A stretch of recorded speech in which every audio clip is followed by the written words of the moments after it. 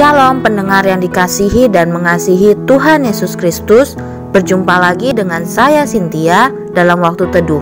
Marilah kita menyiapkan hati kita untuk mendengarkan firman Tuhan.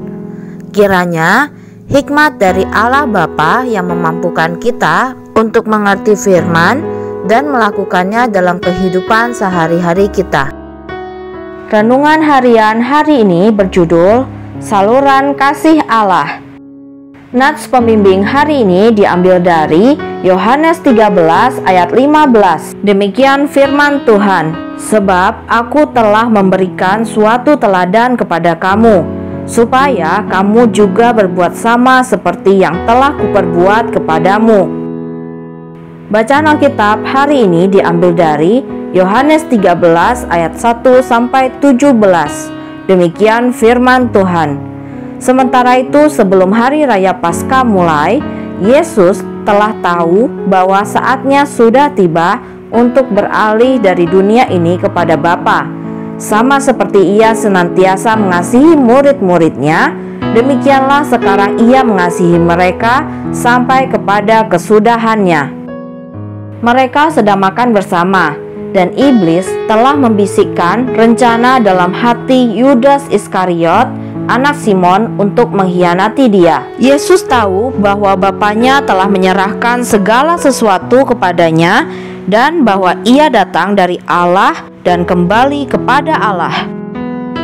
Lalu bangunlah Yesus dan menanggalkan jubahnya. Ia mengambil sehelai kain lenan dan mengikatkannya pada pinggangnya.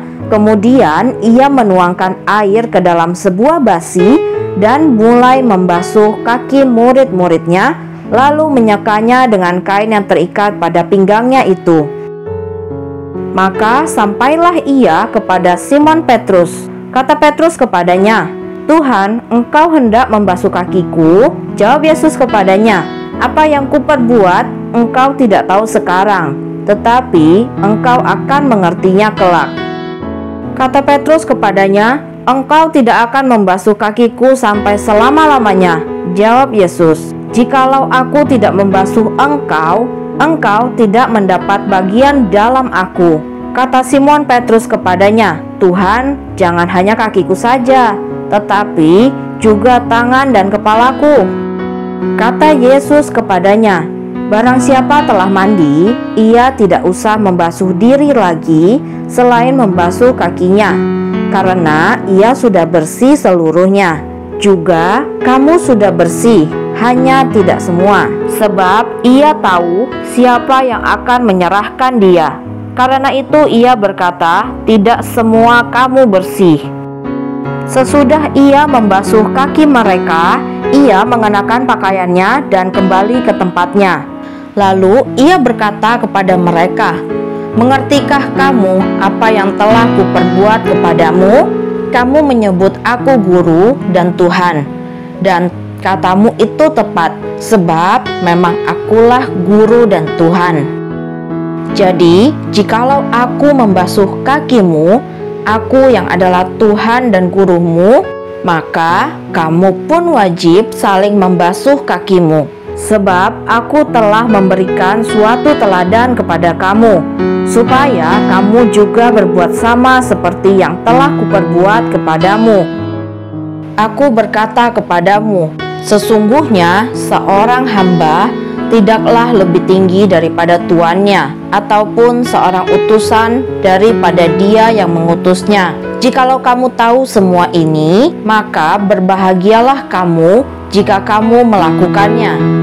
Marta, seorang wanita berusia 26 tahun yang menderita ALS atau penyakit syaraf fatal yang dengan cepat menyerang sel-sel syaraf yang mengendalikan otot penggerak, memerlukan pertolongan. Saat sekelompok wanita dari Evanston, Illinois mendengar tentang dia, mereka segera bertindak. Mereka mulai merawatnya siang dan malam.